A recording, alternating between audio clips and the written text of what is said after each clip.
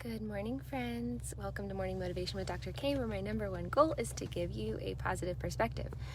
The sun is so bright today. That's a good thing. So what I wanted to talk to you guys about today is a lesson that I feel like the universe has been trying to teach me in the last week through the life coaches that have been coaching me, through the books that I've been reading, the podcasts I've been listening to, everything. Like, do you guys ever feel like there's like a theme going on in your life? Like everybody's talking about it. You can't like run from it. Like it's everywhere you go. So I woke up this morning, and the other day I found a bracelet that I had made after my dad died. And it says, "How do you eat an elephant?" Because that's what he used to tell me whenever I would stress out. He'd say, "How do you eat an elephant?" Which the answer is one bite at a time, right? And so I wanted to talk to you guys about the art of allowing. Good morning, Lacey. Good morning, Eddie. Good morning, Arshad. Good morning, Danny. Good morning, Cassidy. Good morning, Danny. Okay, so good morning, Ben. So the art of allowing is really important, I feel like, in this time where there's so much change. So in the Daily Calm with Tamara Levitt this morning, she was talking about this story about this man who falls off a cliff into a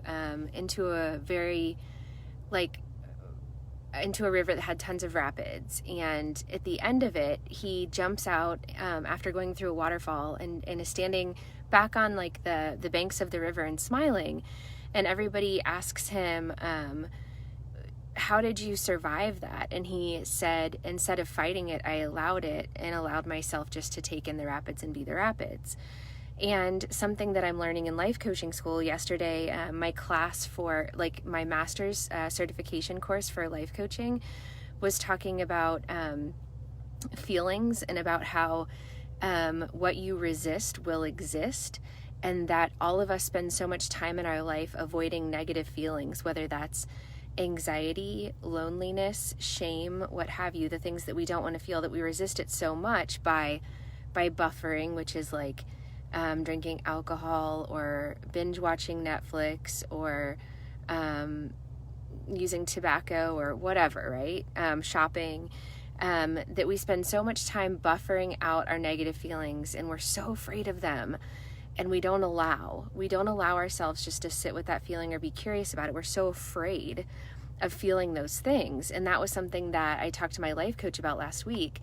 When I had a rough week last week, I was so afraid of feeling sad because I have like this fear of depression from like all of the work that I do with people with depression and the things that I've seen it do. And I unfortunately have had so many people over the years that I've known that have like attempted suicide or things like that.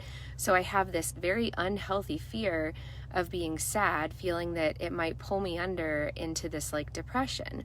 And so I didn't realize how much I was struggling to not allow feelings in my life and not allow the things that were happening to me. But the problem is that when you fight, what you resist will exist. And something that you could have just felt and moved on from instead becomes this huge thing in your life. And this is a really interesting concept for me. So yesterday, I was sitting after seeing patients at lunchtime, and usually right after I see all my patients, I go out to my car and I like do whatever. Like I read and just kind of like reground myself, like recenter myself. And I was sitting there tapping my foot and feeling like not good. And I was like, what is this feeling? I was trying to recognize the feeling. And I was like, okay, like getting fascinated by it instead of scared of it. And I was like, oh, this feeling, this is anxiety. This is anxiousness. And I was trying, like what Brooke Castillo says in life coach school, is pretend like an alien or like a Martian comes and they're like, what are feelings? Feelings are vibrations inside of our body. And like, how do you describe those, right? So I was like, okay, it feels quick. It feels tight. It feels heavy. It feels like something I don't want to experience. But instead of fighting it, I just sat there with it and got curious to like how I could describe it and just being aware of it. And what's interesting is when I sat and allowed it, it passed. It went away. And I was like, that's very interesting. And Brooke Castillo says, like, this is where all your power comes from. And your ability to recognize that life has negative emotion. It's part of the human experience. And instead of fighting it, you get curious about it. You get fascinated by it. And you allow it. And in allowing it, it doesn't continue to pull you under. You just get fascinated by it and allow yourself to feel and realize that you don't need to be afraid of feeling those things. You don't need to be afraid of shame, of anxiety, of depression. Like, you need to be curious about it and learn from it and grow from it and sit with it. Like, as if it's a friend, or maybe it's like, you could think of it like a coworker that you don't particularly enjoy, but you're going to sit with it anyway. And when you allow it, you give it a chance to go away without trying to force it away through negative vices like overeating, over drinking, binge watching TV, right? Eddie says Tim Hortons coffee and Dr. K for my mornings. Are you in Canada? Where do you have Tim Hortons? I mean, I know that there are Tim Hortons in America, but most of them that's like a very Canadian thing. Y'all are obsessed with Tim Hortons. I mean, we had one in Ohio and the coffee was good. The donuts, I was like, really? I don't know. I'm sorry. I love you Canadians, but goodness. Good morning, Kendall. Good morning, Alfred. Good morning, Anita. Good morning, Terry. Good morning, Rory. Good morning, Clark. Good morning, Mohammed. Thank you. That's so sweet of you. Good morning, Kim. Good morning, Kevin. So today we're talking about the art of allowing and to stop resisting, because what you resist will exist. And why would you want the bad things to continue to go? But the more you try to fight negative feelings in your life and don't allow them, the more that they can pull you under. And the more you're going to find yourself spending time buffering, which is doing things like overeating, overspending, overdrinking, all those things. And you don't need to be afraid of emotions. You don't need to be afraid of those things. And this is just such a profound, it was like one of those mind blown concepts for me. And what's interesting is I've listened to Brooke Castillo talk about this at least a dozen times because I'm such a fan of hers, but I don't like when she talks about this, because in my opinion, I was like, if we could choose to be happy, why would we choose negative emotions? Why wouldn't we try to override the negative emotions with positive ones? And what she says is, without negative emotion, you wouldn't know positive emotion. You can't define happiness without ever knowing its opposite. You can't define joy without ever knowing sadness. And I resisted that.